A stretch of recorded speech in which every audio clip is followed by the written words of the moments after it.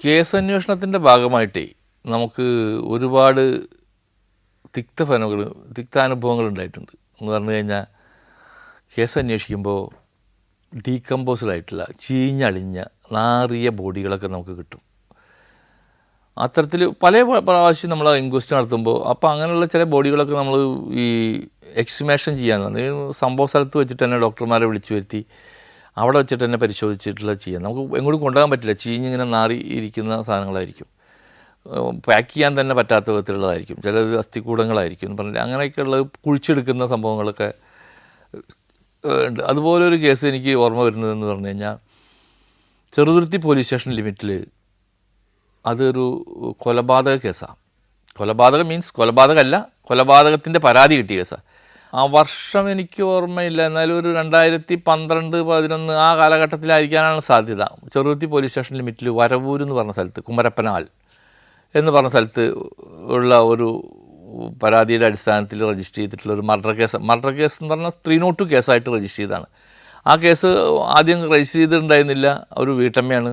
വീട്ടമ്മ ആശുപത്രിയിൽ ചികിത്സയിലിരിക്കെ നിരന്തരമായി കുറേ കാലം ചികിത്സയിലിരിക്കെ അസുഖം മൂലം ചികിത്സയിലിരിക്കെ മരണപ്പെട്ട് അതിനെ മറവ് ചെയ്തു. ഭർത്താവിൻ്റെ വീട്ടിൽ തന്നെ മറവ് ചെയ്തു. ഒരു വർഷത്തിന് ശേഷമാണ് തോന്നുന്നു അതിൻ്റെ അച്ഛൻ ഒരു പരാതി കൊടുക്കുകയാണ്, എൻ്റെ മകളെ കൊന്നതാണ്. ഭർത്താവിൻ്റെ സഹോദരി ആശുപത്രിയിൽ വെച്ച് മരുന്ന് മാറ്റി കൊടുത്ത്, നേഴ്സായ സഹോദരി മരുന്ന് മാറ്റി കൊടുത്തിട്ടും മറ്റും മരുന്ന് കുത്തിവെച്ചിട്ടും കൊലപ്പെടുത്തിയതാണെന്ന് പറഞ്ഞിട്ടൊരു പരാതി കൊടുത്തു. പരാതി അങ്ങനെ ഹൈക്കോടതിയിൽ കൊടുത്തു. അങ്ങനെയൊക്കെ ആയിട്ട് ആ സേന ഹൈക്കോടതി നിർദ്ദേശപ്രകാരം നമുക്ക് കേസ് എടുക്കുകയാണ്. അതിന് സംഭവത്തിനൊരു കേസ് എടുക്കുകയാണ്. അണ്ണാച്ചുള്ളത്തല്ല കേസ് എടുക്കുന്നത്, 302 ആയിട്ട് കേസ് എടുക്കുകയാണ്. കൊലപാതകത്തിന് കേസ് എടുക്കുന്നു. കൊലപാതകത്തിൻ്റെ കേസ് എടുത്ത് അന്വേഷണം നടത്തിക്കൊണ്ടിരിക്കുകയാണ്. അപ്പോൾ ആദ്യം നമ്മൾ ചെയ്യുമ്പോൾ കൊലപാതകത്തിന് കേസ് എടുത്തു കഴിഞ്ഞാൽ ബോഡി എടുത്തിട്ട് പരിശോധന നടത്തണം. അത് ഒരു ദുർഘടമായ പരിപാടി, എത്രയും പഴക്കം ചെന്ന ബോഡിയല്ലേ. അപ്പോൾ അതിന് ആളുകളെയൊക്കെ തയ്യാറാക്കി എക്സിമേഷന് വേണ്ടി ഡോക്ടർക്ക് റിക്വസ്റ്റ് കൊടുത്ത് വന്നത് ഡോക്ടർ ഉന്മേഷ് സാറാണ് തോന്നുന്നുണ്ട് എക്സിമേഷന് വന്നത്. വിവാഹിതയായ സ്ത്രീ 7 വർഷത്തിനുള്ളിൽ മരണപ്പെടുകയാണെങ്കിൽ, അല്ലെങ്കിൽ കൊലപാതകമാണ്, അല്ലെങ്കിൽ വേറെ ഏതെങ്കിലും വിധത്തിൽ മരണപ്പെടുക, അണ്ണാച്ചുള്ളായിട്ട് മരണപ്പെടുകയാണെങ്കിൽ അത് RDOൻ്റെ സാന്നിധ്യത്തിൽ അത് RDO നിർദ്ദേശിക്കുന്ന തഹസിൽദാറൊക്കെ ആയിട്ട് ആണ് അവർ ഇൻക്വസ്റ്റ് നടത്തുന്നത്. പക്ഷേ അവരൊക്കെ ഇൻക്വസ്റ്റ് നടത്തുകയാണെങ്കിൽ അവരുടെ പ്രസൻസിൽ പോലീസാണ് അതിന് നടപടിക്രമങ്ങളൊക്കെ ചെയ്യുന്നതും കാര്യങ്ങളൊക്കെ. അങ്ങനെ നമ്മൾ ഈ ഒരു ദിവസം ഇതിന് തിരഞ്ഞെടുത്തിട്ട് അതിന് ഇൻക്വസ്റ്റ് നടത്താനും ബോഡി മാന്താനും വേണ്ടി തീരുമാനിച്ചു. അതിനുവേണ്ടി അറേഞ്ച് ചെയ്യാൻ ആളുകളെ ഏർപ്പാടാക്കി. 2 ആളുകളെ അത്യാവശ്യം മദ്യമൊക്കെ കൊടുത്തിട്ട് ഇതിന് കുഴി മാന്താൻ വേണ്ടി കൊണ്ടുവന്നു. കുഴി വെട്ടി മാന്തി പൊളിച്ചു. ആ വീടിൻ്റെ കുഴിയൊക്കെ മാന്തി താഴ്ത്തി വന്ന് നോക്കിയപ്പോൾ ഒരു പെട്ടി ഇരിക്കുന്നുണ്ട്. ആ പെട്ടി കിടക്കുന്നുണ്ട്. ആ പെട്ടിയുടെ പുറം ഭാഗം മൂടി തുറന്നപ്പോൾ ഈ സാധനം ബോഡി ഇങ്ങനെ കുറുകി കറുത്ത കളറിൽ കുറുകിയിട്ട് പല്ലൊക്കെ ഇങ്ങനെ ഇളിച്ച് കാണുന്ന വിധത്തിൽ നെഞ്ചത്തൊരു നാളികേരം വെച്ചിട്ടുണ്ട്. ആ ചിരട്ട അങ്ങനെ ഇരിക്കുന്നുണ്ട്. ഇത് കണ്ട ഉടനെ ഈ മാന്തി എടുക്കാമെന്ന് പറഞ്ഞ് തയ്യാറായി വന്ന 2 ആളുകളും ഞങ്ങൾക്ക് പറ്റില്ല സാർ, ഞങ്ങൾ തൊടില്ല എന്ന് പറഞ്ഞത് കുറുകി പെട്ടിയിലങ്ങനെ കുറുകിയിട്ടിരിക്കുകയാണ്. ഒലിച്ചിറങ്ങുന്ന വിധത്തിൽ ഇങ്ങനെ കുറുകിയിരിക്കുന്നുണ്ട്. ഇതിങ്ങനെ വായൊക്കെ പൊളിച്ചിട്ട് കിടക്കുന്നുണ്ട് സ്ത്രീയുടെ ജഡം. ഒരു വർഷത്തോളമായി അത് സാധനം. വേറെ മാർഗ്ഗങ്ങളൊന്നുമില്ല. നമുക്കിത് ഇൻക്വസ്റ്റ് നടത്തിയേ പറ്റൂ, നമുക്ക് അത് പോസ്റ്റ്മോർട്ടത്തിന് എക്സിമേഷൻ നടത്തിയേ പറ്റൂ. തൊഴിലാളികൾ വിട്ടുപോയി, നമ്മൾ കാശ് കൊടുക്കുന്ന തൊഴിലാളികൾ. പോലീസിന് വേറെ മാർഗ്ഗങ്ങളൊന്നും ഇല്ലല്ലോ, ചെയ്യല്ലേ പറ്റുള്ളൂ. അപ്പോൾ ഞാൻ ഗോപി സാറിനെ വിളിച്ചു. ഗോപി ASI ഉണ്ട്, അന്ന് ചെറുതുരുത്തി സ്റ്റേഷനിലെ ASI ആണ്. ഓക്കെ അഷ്റഫ്, ഗോപി സാർ എന്തിനും തയ്യാറാണ്. വെള്ളത്തിൽ ചാടാനും ചീഞ്ഞാൻ ബോഡി എടുക്കാനും എല്ലാവരും. ഞങ്ങൾ ഒരിക്കൽ വേറെ ഇതേമാതിരിക്ക് പഴയന്നൂരിൽ നിന്ന് കാണാതെ ഒരു ബോഡിയുടെ പിന്നാലെ പോയിട്ട് തൃത്താലേന്ന് വെള്ളത്തിലിറങ്ങി എടുത്തിട്ടുണ്ട്. അങ്ങനെ ചീഞ്ഞ് ബോഡിയൊക്കെ അങ്ങനെ എടുക്കും. അഷ്റഫ് ഇറങ്ങാൻ പറഞ്ഞു. ഞാനും ഗോപി സാറും കൂടി ഇറങ്ങി. ഒരു പ്ലാസ്റ്റിക്കിൻ്റെ കവർ, നമുക്ക് അതിനുള്ള മറ്റു ഫെസിലിറ്റികളൊന്നും ഇല്ലല്ലോ, സർക്കാർ അങ്ങനെ തരുന്നില്ല. പ്ലാസ്റ്റിക്കിൻ്റെ കവർ 2 കയ്യിലാണ്ട് കയറ്റി ഒന്ന് കെട്ടി വെച്ചു. എന്നിട്ട് ഈ ബോക്സിനകത്ത് കയ്യാണ്ട് ഇറക്കി നേരെ പൊക്കിയെടുത്ത് രണ്ട് പേരും പൊക്കിയപ്പോൾ ഇങ്ങോട്ട് ഉഴുന്ന് ഇങ്ങനെ ചീഞ്ഞ് നാറിയത് പോകല്ലേ, ഭയങ്കര സ്മെല്ലും. അതിന് നേരെ എടുത്ത് പുറത്ത് മേലെ കയറ്റി കൊടുന്ന അവിടെ തന്നെ ടേബിൾ അതിൻ്റെ അടുത്ത് തന്നെ സെറ്റ് ചെയ്തിരുന്നു. അതിൻ്റെ മുകളിൽ വെച്ചു. ആ വേസ്റ്റ് മൊത്തം അങ്ങോട്ട് കയറ്റി വെച്ചിട്ട് പിന്നെ നമ്മൾ ഇൻക്വസ്റ്റ് നടത്തണ്ടേ. പോലീസ് ഇൻക്വസ്റ്റ് നടത്തിയതിന് ശേഷം വേണം എക്സിമേഷന് ഇവർക്ക് കൊടുക്കാൻ, ഡോക്ടർമാർക്ക് കൊടുക്കാൻ. ഞങ്ങൾ അവിടെ നിർത്തിയിട്ട് വനിതാ പോലീസിനെ വിളിച്ചിട്ട് ഒരു ഇൻക്വസ്റ്റ് അവിടെ തന്നെ വെച്ച് നടത്തി. കാര്യങ്ങൾ പ്രത്യക്ഷത്തിൽ കാണുന്ന വിധത്തിലുള്ള കാര്യങ്ങളൊക്കെ ഇൻക്വസ്റ്റ് നടത്തി. അപ്പോൾ അത് എന്താ അവസ്ഥ എന്ന് പറഞ്ഞു കഴിഞ്ഞാൽ അങ്ങനെ ഒലിച്ചിറങ്ങുന്ന അവസ്ഥ. നമ്മുടെ കയ്യിലൊക്കെ ആകെ കറുത്ത് ഇങ്ങനെ കീൽ ഉരുകി ഒലിച്ച വരിക്കലായിട്ടുണ്ട്. ദുർഗന്ധവും നമ്മൾ ഈ സ്പിരിറ്റൊക്കെ മീശയിലാക്കിയിട്ടില്ലെങ്കിൽ, മീശയിലൊക്കെ നമ്മൾ ഡോക്ടർമാരുടെ അടുത്ത് മേടിച്ച് കുറച്ച് സ്പിരിറ്റ് തേച്ചിട്ടില്ലെങ്കിൽ ഇത് ആഴ്ചകളോളം ഈ സ്മെല്ല് വിട്ടുപോയില്ല. ഭക്ഷണം കഴിക്കാൻ പിന്നെ കുറച്ച് കാലത്തിന് പറ്റില്ല, ആ ലെവലായിരിക്കും. എന്തായാലും നമുക്ക് ചെയ്തേ പറ്റൂ, നമുക്കൊരു മടിയില്ല കേട്ടോ. എന്നെ സംബന്ധിച്ചിടത്തോളം എന്ത് ഡ്യൂട്ടിയുടെ ഭാഗമായിട്ടുള്ള ഏത് വിധത്തിലുള്ള ഡ്യൂട്ടി ചെയ്യാനും ഞാൻ ചെയ്തിട്ടുണ്ട്, ഞാൻ ചെയ്യാറുണ്ട്. അതിലൊന്നും മടിയില്ല. അത് നമ്മുടെ ഭാഗമാണ്, ഡ്യൂട്ടിയുടെ ഭാഗമാണ്, എൻ്റെ പ്രൊഫഷനാണ്. അതിൻ്റെ പേരിൽ എനിക്ക് അറപ്പില്ല. എന്തായാലും കുറേ ആൾക്കാർക്ക് അത് പറ്റില്ല. എന്തായാലും അതെടുത്ത് ഇൻക്വസ്റ്റ് നടത്തി കാര്യങ്ങളൊക്കെ ചെയ്ത് നേരെ എക്സിമേഷന് കൊടുത്ത് കഴിഞ്ഞ് എക്സിമേഷനും കഴിഞ്ഞപ്പോൾ നാട്ടുകാർക്ക് സംഘടിച്ചിട്ട് പറഞ്ഞു ഇത് തിരിച്ചിവിടെ മറവ് ചെയ്യാൻ പറ്റില്ല എന്ന്. ഈ ബോഡി തിരിച്ചിവിടെ മറവ് ചെയ്യാൻ പറ്റില്ല എന്ന് ആ വീട്ടുകാരും പറഞ്ഞു. അത് അച്ഛൻ തന്നെ കൊണ്ടുപോകണമെന്ന്. ആർക്കും കൊണ്ടുപോകാൻ പറ്റുന്നത്? ഒരാൾക്കൊന്നും ചെയ്യാൻ പറ്റാത്ത വിധത്തിൽ ചീഞ്ഞ് നാറി ഈ അഴുകി ഒലിച്ചിറങ്ങിക്കൊണ്ടിരിക്കുന്ന ഇതിനെ എന്ത് ചെയ്യാൻ പറ്റും? ഞങ്ങളൊരു പ്ലാസ്റ്റിക് കവറിലേക്കാണ് ഇത് കയറ്റിയിട്ടിരിക്കുന്നത്. ഡോക്ടർ അതിന് ആവശ്യം വേണ്ട സാധനങ്ങൾ, ബോണുകളും ചില സ്കള്ളിൻ്റെ ഭാഗങ്ങളും മറ്റൊക്കെ എടുത്ത് പരിശോധിച്ചിട്ടാണ് പിന്നെ എക്സിമേഷൻ കഴിച്ച് തിരിച്ചു തരുന്നത്. അപ്പോൾ നേരെ അതിനെ പിന്നെ വേറെ ഒന്നും നോക്കിയില്ല, ജനങ്ങളുടെ എതിർപ്പ് വകവയ്ക്കാതെ ബലം പ്രയോഗിച്ചിട്ട് ആ കുഴിയിലേക്ക് തന്നെ അങ്ങോട്ട് പ്ലാസ്റ്റിക് ഇട്ടു. അല്ലാണ്ട് ഇപ്പോൾ ആരും തൊടില്ലല്ലോ. എന്നിട്ട് മണ്ണിട്ട് അങ്ങ് മൂടി, നമ്മൾ തന്നെ ചെയ്യേണ്ടി വന്ന പണി. അപ്പോൾ അത് ആ ഒരു കൃത്യം ചെയ്തതിന് ശേഷം നമുക്ക് വിഷമങ്ങളുണ്ടാവും. എന്നാലും അന്ന് പിന്നെ 2 ദിവസത്തേക്ക് നമുക്ക് ഈ സ്മെല്ല് പോവില്ല. പെട്ടെന്നുള്ള എടുപ്പായതിൻ്റെ പേരിൽ നമുക്ക് സ്പിരിറ്റ് ഇവിടെ തേക്കാനും പറ്റിയില്ല, സ്പിരിറ്റിട്ട് കിട്ടിയില്ല, ഗ്ലൗസ് ഇടാൻ പറ്റില്ല, മൗസ് വയ്ക്കാൻ പറ്റിയില്ല. അപ്പോൾ ആ സ്മെല്ല് കുറേ ദിവസം നിൽക്കും. ആ കേസ് അങ്ങനെ നിരന്തരമായ അന്വേഷണം നടത്തി ഡോക്ടർമാർ സർട്ടിഫിക്കറ്റ് മേടിച്ചു, രാസപരിശോധന റിപ്പോർട്ട് കിട്ടി, മറ്റു കാര്യങ്ങളൊക്കെ കഴിഞ്ഞതിന് ശേഷം അന്തിമ റിപ്പോർട്ട് സമർപ്പിച്ചു. അത് നാച്ചുറൽ ഡെത്തായിട്ട് അന്തിമ റിപ്പോർട്ട് സമർപ്പിക്കുകയും ചെയ്തു. ആ കേസ് കൊലപാതകമൊന്നുമല്ല. അതിപ്പോൾ ഈ അച്ഛൻ്റെ പൈസ കിട്ടാൻ വേണ്ടിയിട്ട് എന്നൊക്കെ ചിലർ പറഞ്ഞു കേട്ടു. എന്തായാലും നമുക്കത് അന്വേഷണത്തിൽ നാച്ചുറൽ ഡെത്തായി മനസ്സിലായി. എല്ലാ സയൻറ്റിഫിക് എവിഡൻസുകളും എടുത്തതിന് ശേഷം നാച്ചുറൽ ഡെത്തായിട്ട് റിപ്പോർട്ട് സമർപ്പിച്ചു കോടതിയിൽ. അത് അങ്ങനെ ഫൈനലൈസ് ചെയ്തിരിക്കുന്നത് ആ കേസ്. ഇത്തരത്തിലുള്ള മറ്റൊരു കേസാണ് ചേലക്കര പോലീസ് സ്റ്റേഷൻ ലിമിറ്റിലെ കിള്ളിമംഗലം എന്ന് പറഞ്ഞ സ്ഥലത്ത് ഇതേമാതിരിക്ക് പുലർച്ചെ ഒരു ഫോൺ കോൾ വരികയാണ്. ഒരു അമ്മയും ഒരു ചെറിയ പിഞ്ചു പൈതലും കൊല്ലപ്പെട്ട് കിടക്കുന്നു വീടിനകത്ത് നിന്ന്. എൻ്റെ വീടിൻ്റെ അവിടെ നിന്ന് ഏകദേശം ഉദ്ദേശം ഒരു 2 കിലോമീറ്റർ ഇല്ല ആ ഭാഗത്തേക്ക്. ചേലക്കര ലിമിറ്റിലാണ് ഈ സ്റ്റേഷനിൽ നിന്ന് ഒരു 4 കിലോമീറ്റർ ആയിട്ടുണ്ടാവും. ഉടനടി രാത്രി പുലർച്ചെ തന്നെ ഞാൻ ആ സ്ഥലത്തേക്ക് പോയി. CI എല്ലാവരും വന്ന് നോക്കിയപ്പോൾ കുട്ടി ഇങ്ങനെ മലർന്ന് കിടക്കുന്നുണ്ട്. കുട്ടിക്ക് യാതൊരു പരിക്കും കാണുന്നില്ല. ചെറിയൊരു കുട്ടി, ഒരു 1 വയസ്സ് 2 വയസ്സിൻ്റെ ആ ഉള്ളൊരു ചെറിയ കുട്ടിയാണ്. അമ്മ ഇങ്ങനെ മലർന്ന് അതും കിടക്കുന്നുണ്ട് അമ്മ. പക്ഷെ കയ്യിൻ്റെ ഇവിടെ വിരലുകളൊക്കെ മുറിഞ്ഞ് രക്തത്തിൽ കുടിച്ച് അങ്ങനെ കിടക്കുക. നമുക്ക് ആരോ വെട്ടി കൊന്നിട്ടുണ്ട്. ഭർത്താവിനെ കാണുന്നില്ല എന്നും പറയുന്നുണ്ട്. ഭർത്താവ് ഒരു മരം വെട്ടുകാരനാണ്. ഭർത്താവിനെ കാണുന്നില്ല എന്ന് പറയുമ്പോൾ ചിലർ പറഞ്ഞു ഭർത്താവ് ഷൊർണൂർ ഭാഗത്ത് വെച്ച് കണ്ടവരുണ്ട്, അവിടെ കണ്ടു ഇവിടെ കണ്ടു എന്നൊക്കെ പലരും പല വിധത്തിൽ പറഞ്ഞു. നമ്മൾ ഓടാൻ തുടങ്ങി ഭർത്താവിനെ അന്വേഷിച്ചിട്ട്. ഭർത്താവായിരിക്കണം ചെയ്തതെന്നുള്ള ബോധ്യത്തിൻ്റെ മുകളിലാണ് ഭർത്താവിനെ കുറിച്ച് അന്വേഷിക്കുന്നത്. ഭർത്താവ് ഇവരുടെ കൂടെ അന്തി ഉറങ്ങിയിരുന്നതാണ്. പിന്നെ ആ വീട്ടിലുള്ള ഭർത്താവിൻ്റെ അമ്മയാണ്, അത് വേറൊരു വീട്ടിലാണ് ആ സമയത്ത് താമസിച്ചിരുന്നത് എന്നൊക്കെ പറഞ്ഞിട്ടുള്ള വർത്തമാനങ്ങളാണ്. നേരം വെളുത്ത് കാര്യങ്ങളൊക്കെ ആയി, ഇൻക്വസ്റ്റിന് കാര്യങ്ങളൊക്കെ ആയി. RDOക്ക് റിപ്പോർട്ട് കൊടുത്തു. RDOയുടെ റിപ്പോർട്ടിനനുസരിച്ച് തഹസിൽദാർ വന്നു.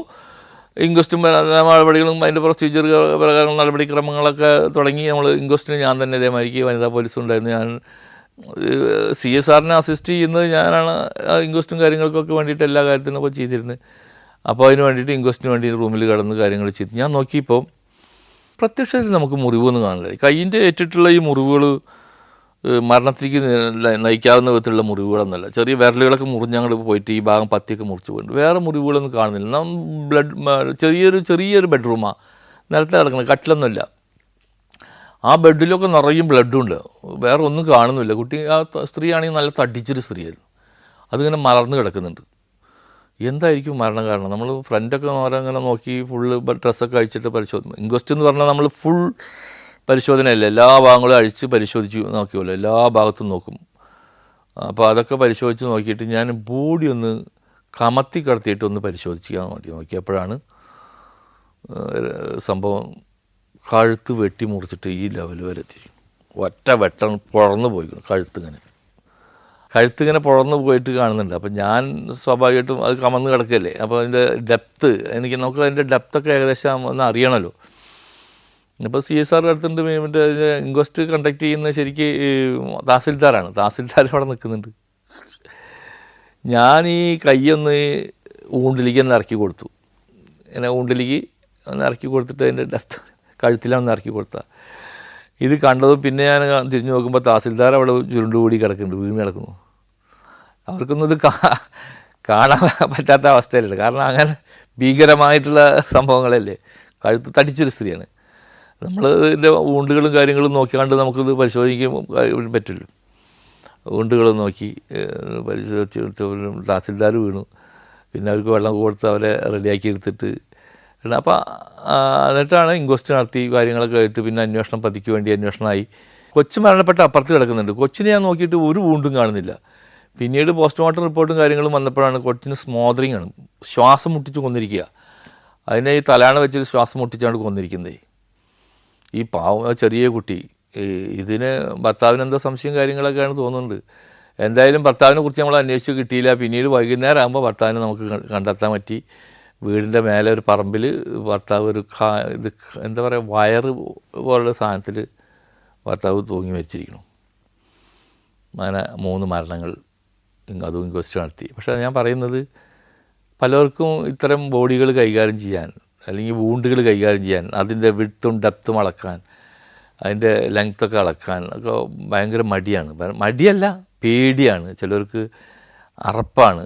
അങ്ങനെ പലതുണ്ട്. അത് നമ്മൾ നോക്കിയിട്ട് കാര്യമില്ല. അപ്പോൾ ഞാൻ കണ്ടിട്ടുണ്ട് പലപ്പോഴും പോസ്റ്റ്മോർട്ടം നടക്കുന്ന ഡീകമ്പോസ്ഡ് ആയിട്ടുള്ള ബോഡികൾ പോസ്റ്റ്മോർട്ടം നടത്തുന്ന ഡോക്ടർമാർ ആ ചീഞ്ഞ് നാറിയതൊക്കെ കൈകൊണ്ട് വാറ്റി അവിടെ തന്നെ നിന്ന് ചായ കുടിക്കുന്ന എത്ര പോലീസ് മറ്റു ഡോക്ടർമാരെ ഞാൻ കണ്ടിട്ടുണ്ട്. അത് അവരുടെ പ്രൊഫഷനാണ്. അതുപോലെ തന്നെ പോലീസുകാർക്കും ഞാൻ എല്ലാവരോടും പറയാനുള്ളത്, ഞാൻ ക്ലാസ്സുകളിലൊക്കെ എല്ലാവരോടും പറയുന്നത് അതാണ്. അതുപോലെ തന്നെ പോലീസുകാരും ബോഡിയുമായി ബന്ധപ്പെട്ടിട്ട് എല്ലാ ബോഡികളും എല്ലാ ഇൻക്വസ്റ്റുകളും എല്ലാ അൺനാച്ചുറത്തായാലും ശരി നാച്ചുറൽ ഏത് ബോഡി ഇൻക്വസ്റ്റ് ചെയ്യുന്നോ അതെല്ലാം നമ്മൾ ഒരു മർഡറായിട്ട് കണ്ടിട്ട്, അത് ജനങ്ങളോട് വിളിച്ചു പറയണമെന്നല്ല, മർഡറായി കണ്ടിട്ട് വേണം അതിനെ ഇൻക്വസ്റ്റ് നടത്താൻ. Djibouti, Fiji, Lebanon, Ethiopia, Armenia. സഞ്ചാരം വോളിയം നമ്പർ 17. ഫുൾ HD-യിലുള്ള ഈ അപൂർവ ദൃശ്യയാത്രാ വിവരണ ശേഖരം സ്വന്തമാക്കാൻ സഞ്ചാരം എന്ന് SMS ചെയ്യൂ. ഫോൺ 9995 444 222. പഴയന്നൂർ പോലീസ് സ്റ്റേഷനിൽ പാറമേൽപ്പടി എന്ന് പറഞ്ഞ സ്ഥലത്താണോ മായന്നൂർ എന്ന് പറഞ്ഞ സ്ഥലത്താണോന്ന് എനിക്ക് ഓർമ്മയില്ല. ഇതേമാതിരിക്കും ഒരു സ്ത്രീ തിണ്ണയിൽ നിന്ന് വീണ്, കൊലയില്ലേ നമ്മുടെ വരാന്ത, അതിൻ്റെ തിണ്ണയിൽ നിന്ന് വീണ് പരിക്ക് പറ്റി മരിച്ചതാണെന്ന് പറഞ്ഞ് പോലീസ് ഇൻക്വസ്റ്റൊക്കെ നടത്തി നേരെ പോലീസ് കൊണ്ടുപോയി, ആശുപത്രി കൊണ്ടുപോയി. അവിടെ വന്ന് ഇൻക്വസ്റ്റ് സമയത്ത് പോസ്റ്റ്മോർട്ടം സമയത്ത് ഡോക്ടർ പരിശോധിച്ചപ്പോൾ ഡോക്ടർ പറഞ്ഞു അത് വീണ് പരിക്ക് കയറ്റിയതല്ല, അത് ഷാർപ്പ് വെപ്പൺ കൊണ്ട് വെട്ടിയതാണ്. ഷാർപ്പ് വരിട്ടൊരു ഊണ്ട് തലയ്ക്കകത്തുണ്ട്. അപ്പോൾ ആരും അത് നോക്കിയില്ല. അപ്പോൾ നമ്മളുടെ അടുത്ത് അശ്രദ്ധ വരുന്നതാണ് പോലീസ്. വീണു എന്ന് ഒരാൾ പറഞ്ഞു കഴിഞ്ഞാൽ നമ്മൾ വീണു അങ്ങ് ഏറ്റെടുക്കുകയാണ്. അത് പോരാ. നമ്മൾ വിശദമായിട്ട് ഏത് മരണവും കൊലപാതകമായി തന്നെ കണ്ട് പരിശോധിക്കണം. അത് എത്ര ഡീകമ്പോസ്ഡ്, എത്ര ചീഞ്ഞളിഞ്ഞ ബോഡിയായാലും ശരി, ദുർഗന്ധം വമിക്കുന്ന ബോഡിയായാലും ശരി, നമ്മളത് ഞാൻ ആ ഭാഷക്കാരൻ, ഞാൻ ആ പ്രവൃത്തി ചെയ്യുള്ളൂ. ഞാൻ ഏത് ഓഫീസർമാർക്കാരും ഇപ്പം ഞാനങ്ങനെ പരിശോധിച്ചില്ലെങ്കിലും എനിക്ക് നിയമപരമായിട്ട് പ്രശ്നങ്ങൾ ഉണ്ടാകാറില്ല. കാരണം എൻ്റെ അന്വേഷണ ഉദ്യോഗസ്ഥൻ ഒപ്പിടുന്ന ആൾ വേറെയാണ്. പക്ഷേ അത് പറഞ്ഞിട്ട് കാര്യമില്ല. നമ്മളായിട്ട് ചെയ്യുമ്പോൾ ഡീപ്പായിട്ട് തന്നെ ചെയ്യണം. ആ പരിശോധിച്ച തലയിലൊക്കെ കൈ ഇങ്ങനെ വെച്ചിങ്ങനെ ആ മുടിക്കിടയിലൊക്കെ നോക്കിക്കഴിഞ്ഞാലേ നമുക്ക് അതിൽ വൂണ്ടുകളുണ്ടെങ്കിൽ അറിയാൻ പറ്റുള്ളൂ. പലർക്ക് തൊടാൻ തന്നെ അറപ്പാണേ. അത് ശരിയല്ല. എത്ര ഡീകമ്പോസ്ഡ് ആയാലും തൊടണം, അത് പരിശോധിക്കണം. നമ്മളത് ചെയ്തേ പറ്റൂ. ആദ്യമൊക്കെ ഗ്ലൗസ് ഇല്ലാണ്ടാണ് ചെയ്തിരുന്നത്. പിന്നെ ഇപ്പോൾ നമുക്ക് ഗ്ലൗസൊക്കെ ആയിട്ട് അതിനുള്ള ഫെസിലിറ്റി ഒന്നും ഉണ്ടായിരുന്നില്ല ആദ്യത്തെ കാലത്തൊന്നും. നമ്മൾ ഗ്ലൗസൊക്കെ നാട്ടുകാരെ കൊണ്ട് മേടിപ്പിക്കണം. ഇന്നിപ്പോൾ നമുക്ക് അതിനുള്ള സൗകര്യങ്ങളും കാര്യങ്ങളും പോലീസ് ഡിപ്പാർട്ട്മെൻറ്റിലെല്ലാം ഇൻവെസ്റ്റിഗേഷൻ കിറ്റ് തന്നെ വരുന്നുണ്ട്. അപ്പോൾ അതിൽ ഈ സൗകര്യങ്ങളൊക്കെ ഉണ്ട്. അന്ന് അതൊന്നുമില്ല. അപ്പോൾ ജനങ്ങളോട് കൊണ്ട് തന്നെ മേടിപ്പിക്കേണ്ട കാര്യങ്ങൾ വരും. ഗ്ലൗസൊക്കെ ചിലർ ഗ്ലൗസ് ഇല്ലാണ്ട് ചെയ്യും. അപ്പോൾ അതൊക്കെ വൃത്തിയായി. അപ്പോൾ ആ കേസിൽ അന്ന് വീണ് പരിക്ക് പറ്റി എന്ന് കണ്ടാണ് കൊണ്ടുപോയി. ആ ഊണ്ട് ഷാർപ്പ് ഊണ്ടാണ്. അത് തലയിൽ അങ്ങനെ ഒരു ഊണ്ട് തന്നെ മെൻഷൻ ചെയ്തിട്ടുണ്ടായിരുന്നില്ല. അതാണ് മരണകാരണം. അപ്പോൾ നോക്കിയപ്പോൾ വീട്ടിലുള്ള ഒരു ചിത്തഭ്രമം ബാധിച്ചിട്ടുള്ള ഒരു പെൺകുട്ടിയായിട്ട് ഉണ്ടായിരുന്നു. ആ പെൺകുട്ടി വെട്ടിയതാ, അങ്ങനെ അമ്മ മരിക്കുന്നതാ, അങ്ങനെ താഴ്ത്തിക്ക് വീണതാ. അപ്പോൾ അങ്ങനെ ഓരോ ഇൻസിഡൻറ്റുകളും ഓരോ സംഭവങ്ങളിലും അങ്ങനെ ഒരുപാട് നിരവധി ഇൻസിഡൻറ്റുകളുണ്ട്. അതൊക്കെ എന്ന് പറഞ്ഞു കഴിഞ്ഞാൽ കുറേയൊക്കെ നമ്മുടെ അജാഗ്രതയാണ്, നമ്മുടെ എന്താ പറയുക, നമുക്ക് അതിനോടുള്ള വിമുഖതയാണ് ഇങ്ങനെ ചെയ്യാനുള്ള. ഇനി കയ്യിലായി കഴിഞ്ഞാൽ ഞാൻ അടുത്ത ഡ്യൂട്ടിക്ക് പോകുമ്പോൾ എന്ത് ചെയ്യാൻ പറ്റും, വേറെ എന്തെങ്കിലും ചെയ്യാൻ പറ്റും. ഡീകമ്പോസ്ഡ് ആയാലും നമുക്ക് ഏറ്റവും കൂടുതൽ ബേൺ ചെയ്ത ബോഡികളും അതേമാതിരി ഡ്രൗണിങ്ങിലുള്ള ബോഡികളൊക്കെയാണ് കൂടുതൽ ബുദ്ധിമുട്ടുണ്ടാവാറ്. ബേൺ കത്തി കരിഞ്ഞ ബോഡികളുണ്ടല്ലോ. അതുപോലെ തന്നെ ദുർഗന്ധം വരുന്ന കൂടുതലും മറ്റേത് പറഞ്ഞാൽ വെള്ളത്തിൽ വീണ് മരിച്ചിട്ട് ദിവസങ്ങളോളം കഴിയുമ്പോൾ ചീർത്തിരിക്കും. ഈ അനുഭവം എന്ന് പറഞ്ഞു കഴിഞ്ഞാൽ ഞാൻ നേരത്തെ പറഞ്ഞൊരു ബോഡിയുണ്ട്, പഴയന്നൂരിൽ നിന്ന് ഒലിച്ച് വന്നിട്ട് തൃത്താല വെച്ചിട്ട് അതിനെ പിടിക്കുന്നു, ബോഡീനെ കിട്ടുന്നത് ദിവസങ്ങൾക്ക് ശേഷം. ബന്ധുക്കൾക്ക് പോലും ഒന്ന് പിടിക്കാൻ മടിയായിട്ടുണ്ട്. ബന്ധുക്കൾ പോലും പുഴയിൽ നിന്ന് കയറ്റാൻ വഞ്ചിയിൽ നമ്മൾ കെട്ടി വലിച്ചു കൊടുത്തിട്ട് അതൊന്ന് പുഴയിൽ നിന്ന് കയറ്റി വയ്ക്കാൻ സ്വന്തം രക്തബന്ധുക്കൾക്ക് പോലും മടി. അതാണ് മനുഷ്യൻ്റെ അവസ്ഥ. മനുഷ്യൻ എന്ത് അഹങ്കാരം കാണിച്ചാലും എന്ത് ധാർഷ്ട്യം കാണിച്ചിട്ടും എത്ര ഉന്നതനായാലും അവൻ മരിച്ചു കഴിഞ്ഞാൽ എല്ലാം കഴിഞ്ഞു. ഒരാളെ അടുക്ക് പോലും ഇല്ല ഏത് വിധത്തിലായാലും. അത് മനുഷ്യൻ കരുതുന്നേ ഇല്ല ഒരിക്കലും. പല മനുഷ്യരും അത് കരുതുന്നേ ഇല്ല. അപ്പോൾ ഇത്രയും ഒരുപാട് നമുക്ക് അനുഭവങ്ങൾ എന്ന് പറഞ്ഞു കഴിഞ്ഞാൽ ഇഷ്ടം പോലെ അനുഭവങ്ങളാണ്. ചില സമയത്ത് വീട്ടിൽ വരുമ്പോൾ ഭാര്യ തന്നെ ചോദിക്കും, എന്താ ഒരു സ്മെല്ല്, എന്ത് ചെയ്യാൻ പറ്റും, ജോലി അതായിപ്പോയില്ലേ, വേറെ ഒരു മാർഗ്ഗമില്ല. കാരണം ഇത് ഈ ഹെയറിൽ നിന്ന് കഴിഞ്ഞാൽ മണം കുറേ ദിവസം പിടിക്കും. അങ്ങനെയൊക്കെ ഉള്ളൊരു ജോലിയാണ്. പക്ഷേ ഞാനത് എൻ്റെ ജോലി, എൻ്റെ ഒരു കാര്യം പറയാം. പലർക്കും പല വിധത്തിലായിരിക്കാം. ഞാൻ എൻ്റെ മക്കളോട് പറയുന്നു, ഞാൻ എല്ലാ ആളുകളോട് പറയുന്നു, ജോലി കിട്ടുന്ന ഏതൊരാളോട് പറയുന്നു, ഏത് പ്രൊഫഷനാണോ നമ്മൾ ചെയ്യുന്നത് ആ പ്രൊഫഷനിൽ നമ്മൾ ആത്മാർത്ഥത കാണിക്കണം. ഇൻവെസ്റ്റിഗേഷൻ എന്ന് പറഞ്ഞാൽ പക്കയായിരിക്കണം. നമുക്കുള്ള തെളിവുകൾ സീനിലുണ്ടായിരിക്കും. ഏതൊരു സീനിലും ഒരു തെളിവുണ്ടായിരിക്കും. സീനൊക്കെ കറക്റ്റായിട്ട് പ്രൊട്ടക്റ്റ് ചെയ്ത് ഗാർഡ് ചെയ്ത് ക്ലിയറായിട്ട് എടുത്തു കഴിഞ്ഞാൽ അവിടെ നമുക്കൊരു എവിഡൻസ് ഉണ്ടാവും. എത്ര തെളിവില്ലാത്ത കേസുകൾക്കും അവിടെ നമുക്കൊരു എവിഡൻസ് ഉണ്ടാവും. ഈവൻ ഇപ്പോൾ ഞാൻ ഒരു കേസ് പറയാം. എൻ്റെ ഓർമ്മയിൽ വരുന്ന ഇരിങ്ങാലക്കുട ഡിറ്റക്ഷൻ ആവാത്തൊരു കേസാട്ടോ. ഇരിങ്ങാലക്കുട ഒരു ആനീസ് വധക്കേസ് എന്ന് പറഞ്ഞൊരു കേസുണ്ട്. എന്ത് ഒരു കേസാണത്. ഒരു വീട്ടമ്മ വീടിനകത്ത് കൊല്ലപ്പെട്ട നിലയിൽ കിടക്കുക. ആരാണെന്ന് ഇതുവരെ കണ്ടെടുത്താൻ വേണ്ടിയില്ല. ഞാൻ കുറേ കാലം അന്വേഷിച്ചു. പിന്നെ ഇപ്പോൾ ഞാൻ റിട്ടയർഡായി പോകുന്നില്ല. അതിന് മുന്നേ വരെ അന്വേഷിച്ചപ്പോഴേക്കും വേറെ കേസിലേക്ക് പോയി. പക്ഷേ അത് ഇന്നും ക്രൈംബ്രാഞ്ചാണോ സ്പെഷ്യൽ വിങ് ആണോ ആരോ അന്വേഷിച്ചുകൊണ്ടിരിക്കുന്നുണ്ട്. ആ കേസിലൊക്കെ ഒരു എവിഡൻസും ഇല്ല. ആ സ്ത്രീയുടെ കഴുത്ത് ഫുള്ളായി മുറിച്ചിരിക്കുകയാണ്. ഒരാളുടെ കഴുത്ത് യാതൊരു ബലപ്രയോഗവും ഇല്ലാണ്ട് ഫുള്ളായി മുറിച്ചിരിക്കുന്നു. ഒരു ബലപ്രയോഗവും ഉണ്ടായിട്ടില്ല. ബ്ലഡ് തളം കെട്ടി കിടക്കുന്നു. ത്രെഡ് കെട്ടി കിടക്കുന്ന വിധത്തിലൊരു ബ്ലഡ് സ്റ്റെയിൻ തെറിച്ച ഭാഗങ്ങളോ അല്ലെങ്കിൽ വേറെ എന്തെങ്കിലും ഏതെങ്കിലും എൻ്റെ ഒരു നിഗമനത്തിൽ ഞാൻ കൊണ്ട് പഠിച്ചിട്ടില്ല, ഞാൻ അറിഞ്ഞിട്ടില്ല, ഞാൻ ചോദിച്ചറിഞ്ഞിട്ടില്ല. ഇതേമാതിരിക്ക് ഫോറൻസിക് ഡിപ്പാർട്ട്മെൻറ്റിൽ വലിയ ഡോക്ടർമാരോടും ചോദിച്ചറിഞ്ഞിട്ട് ഞാൻ മനസ്സിലാക്കിയെടുത്തോളം ഏതൊരു സ്ത്രീയുടെയും ഏതൊരാളുടെയും ആരോഗ്യവതിയായ ഒരാളുടെയും മറ്റേ ഈ നരോട്ടിക്കോടെ കഴുത്തിൽ ഈ ഞരമ്പ് മുറിച്ച് കഴിഞ്ഞാൽ ഒരു 8 അടിയോളം ഉയരത്തിൽ ബ്ലഡ് ചീറ്റിപ്പോവും ആരോഗ്യമുള്ള സ്ത്രീ. ഇതങ്ങനെയൊന്നും ഉണ്ടായിട്ടില്ല. വളരെ നിലത്ത് യാതൊരു ഡ്രസ്സിന് ഭാവവ്യത്യാസങ്ങളും ഇല്ലാതെ ഡ്രസ്സ് ഇങ്ങനെ മലർന്ന് കിടക്കുന്നു, കഴുത്ത് മുറിഞ്ഞു പോയിരിക്കുന്നു. അവരെ പിടി വലിച്ചതിൻ്റെ ചവിട്ടിയതിൻ്റെ ഫുട് പ്രിൻറ്റോ ബ്ലഡിൽ ചവിട്ടിയതിൻ്റെ വേറെ ഒരു സംഭവങ്ങളില്ലാണ്ട് മറ്റുപിടിക്കുന്നു. അപ്പോൾ അങ്ങനെയൊക്കെ നടക്കുന്ന നമുക്ക് ആ സീനിൽ നിന്ന് ഒരുപാട് തെളിവുകൾ കിട്ടും. പക്ഷെ നമ്മൾ ഓടി അങ്ങ് കയറുകയാണ് എല്ലാവരും. ഞാൻ കയറുമ്പോൾ ഇത്ര പോകുന്നൊരു മുടിയുടെ കഷ്ണം, ചെറിയൊരു മുടിയുടെ കഷ്ണം മതി നമുക്ക് തെളിവുകൾ എടുക്കാൻ. ഇത്ര പോകുന്ന ചെറിയൊരു മുടിയുടെ കഷ്ണം. ആ കേസിൽ നമ്മൾ അങ്ങനെ ഒരു സംഭവം ചെയ്തിട്ടുണ്ട്. അതിനൊരു DNA പരിശോധനയ്ക്ക് നമുക്ക് സാധാരണഗതിയിൽ നമുക്ക് DNA പരിശോധനയ്ക്ക് ഈ റൂട്ടുള്ള മുടിയിലുണ്ടെങ്കിലും മാത്രമേ DNA പരിശോധനയ്ക്ക് ഉപയുക്തമാകുള്ളൂ. അതിന് DNA നമുക്ക് ക്ലിയറായി കിട്ടുള്ളൂ റൂട്ടുള്ളത്. ഇപ്പോൾ നമുക്ക് പുതിയ മെത്തേഡ് പ്രകാരം മൈറ്റോകോൺട്രിയൽ DNA എന്ന് പറഞ്ഞിട്ടുള്ള പുതിയ പരിശോധനാ രീതിയുണ്ട്. അതിപ്പോൾ അതിൽ നമുക്ക് മുടിക്ക് റൂട്ട് പോലും വേണ്ട എന്നാണ് പറയുന്നത്. അപ്പോൾ ആ ചെറിയൊരു മുടിയുടെ കഷ്ണത്തിൽ നിന്ന് നമുക്ക് ഈ DNA എടുക്കാം. അത് മൈറ്റോകോൺട്രിയൽ DNA നമുക്ക് സംശയിക്കുന്ന ആളുകളുടെ അതേ പരിശോധന പ്രകാരം അതും തുല്യം ഒന്നാണോ എന്ന് പരിശോധിക്കാം. അങ്ങനെ ഒരുപാട് കാര്യങ്ങളുണ്ട്. അപ്പോൾ ഏതൊരാളുകളും ജനങ്ങളോട് മൊത്തത്തിൽ എനിക്ക് പറയാനുള്ളത്, ഏതൊരു സീനുണ്ടായി എന്ന് പറയാനും ആയിരിക്കാണ്ട് ഓടിക്കയറരുത്. നിങ്ങൾ ചവിട്ടുന്ന ഓരോ ചവിട്ടടിയിലും ഒരു എവിഡൻസ് നഷ്ടപ്പെടും. നിങ്ങൾ പിടിക്കുന്ന ഓരോ പിടിയിലും ഒരു എവിഡൻസ് നഷ്ടപ്പെടും. അപ്പോൾ ഫിംഗർ പ്രിൻറ്റുകളായാലും ശരി, ഫുട് പ്രിൻറ്റുകളായാലും ശരി, DNAക്ക് ആവശ്യമായിട്ടുള്ള മറ്റു മുതലുകളായാലും ശരി, ഏതൊരു സാധനത്തിലും ഒരുപാട് പഴയ പോലെ ആളുകളെ സംശയത്തിൻ്റെ മുകളിൽ പിടിച്ചുകൊടുന്ന് ചോദ്യം ചെയ്ത് കാര്യങ്ങൾ ചെയ്യാൻ പറ്റാത്ത ഒരു കാലഘട്ടത്തിലൂടെയാണ് നമ്മൾ നീങ്ങിപ്പോകുന്നത്. പണ്ട് കാലത്ത് അങ്ങനെ ആയിരുന്നില്ല. സംശയം ഉണ്ടെങ്കിൽ പിടിച്ചിട്ട് വരിക, ചോദ്യം ചെയ്യുക, തെളിയിക്കുക, അങ്ങനെയൊക്കെയാണ്. ഇന്ന് അങ്ങനെയല്ല. നമുക്ക് ശാസ്ത്രീയമായ തെളിവുകളിലൂടെയാണ് കാര്യങ്ങൾ ചെയ്യേണ്ടത്. ആ ശാസ്ത്രീയമായ തെളിവുകളുടെ കാര്യങ്ങൾ ചെയ്യണമെന്നുണ്ടെങ്കിൽ സീനിൽ നിന്നാണ് ശാസ്ത്രീയമായ തെളിവുകൾ നമുക്ക് കൂടുതലും കിട്ടുന്നത്. അപ്പോൾ ആ സീൻ ഡിസ്റ്റർബ് ചെയ്യരുത്. ഏതൊരു വ്യക്തിയും ഏത് ആളുകളോട് ഒന്നിച്ച് എനിക്ക് പറയാനുള്ളത്, ഈ സമൂഹത്തിനോട് മൊത്തത്തിലേ പറയാനുള്ളത്, ഒരു ഇൻസിഡൻറ്റ് നടന്ന സീനിലേക്ക് ഒരാളും കയറി പോകരുത്. അനാവശ്യമായിട്ട് പോലീസ് വിളിക്കാതെ അല്ലെങ്കിൽ ആ ജിജ്ഞാസ മൂലം കാണാനായിട്ട് ഒരാളും കയറി പോകരുത്. ഞാൻ പറയാൻ ആഗ്രഹിക്കുന്ന മറ്റൊരു കാര്യം എന്ന് വെച്ചിട്ടുണ്ടെങ്കിൽ, എനിക്ക് ഒരു കേസിൻ്റെ അന്വേഷണവുമായി ബന്ധപ്പെട്ടിട്ട് ഒരു സീൻ ഓഫ് ഒക്കറൻസിൽ നിന്ന് കിട്ടിയിട്ടുള്ള ഫിംഗർ പ്രിൻറ്റിൽ 8 ഫിംഗർ പ്രിൻ്റ് ഒരു സംഭവ സ്ഥലം സന്ദർശിച്ച അന്വേഷണ സംഘത്തിലുള്ള SID ആണ്. അപ്പോൾ എത്രത്തോളം അതിൽ നമ്മൾ ജാഗ്രത കാണിച്ചിട്ടുണ്ട്. സംഭവ സ്ഥലത്ത് നിന്ന് 8 ഫിംഗർ പ്രിൻ്റ് അന്വേഷണ ഉദ്യോഗസ്ഥൻ്റെ കിട്ടുക. അപ്പോൾ നമ്മൾ നിരുത്തരവാദിത്വം വരുത്തി അവിടെ ഇവിടെയൊക്കെ പിടിച്ചിട്ടും കാര്യങ്ങളും ചെയ്യും. നമുക്ക് എങ്ങനെ ഒരു പ്രോപ്പർട്ടി പിടിക്കാം, അതിനെങ്ങനെ ഒക്കെ നമുക്ക് പഠിപ്പിച്ചിട്ടുണ്ടല്ലോ. ഓരോ ക്ലാസ്സുകളിലും ഇൻ സർവീസ് കോഴ്സുകളും നിരന്തരം പോലീസിന് കൊടുത്തുകൊണ്ടേയിരിക്കുന്നത്. അപ്പോൾ ഓരോ ഇതിലും പഠിപ്പിക്കുന്നുണ്ട് എങ്ങനെ പ്രോപ്പർട്ടി പിടിക്കാം, എങ്ങനെ അതിനെ പിടിക്കാം, എങ്ങനെ അതിൻ്റെ ഫിംഗർ പ്രിൻറ്റ് നഷ്ടപ്പെടാതെ ചെയ്യാം, എങ്ങനെ അതിൻ്റെ DNA നഷ്ടപ്പെടാതെ ചെയ്യാം എന്നൊക്കെ ഇഷ്ടംപോലെ പഠിപ്പിക്കുന്നുണ്ട്. ജനങ്ങൾ അവിടെ കയറരുത് എന്ന് പറഞ്ഞു കഴിഞ്ഞാൽ കയറാതിരിക്കുക. എനിക്ക് പല അനുഭവം, ഞാൻ പല വിദേശ രാജ്യങ്ങളിലൊക്കെ സഞ്ചരിച്ചിട്ടുണ്ട്. GCCയിൽ പല രാജ്യങ്ങളിലും സഞ്ചരിച്ചിട്ടുള്ള ആളാണ്.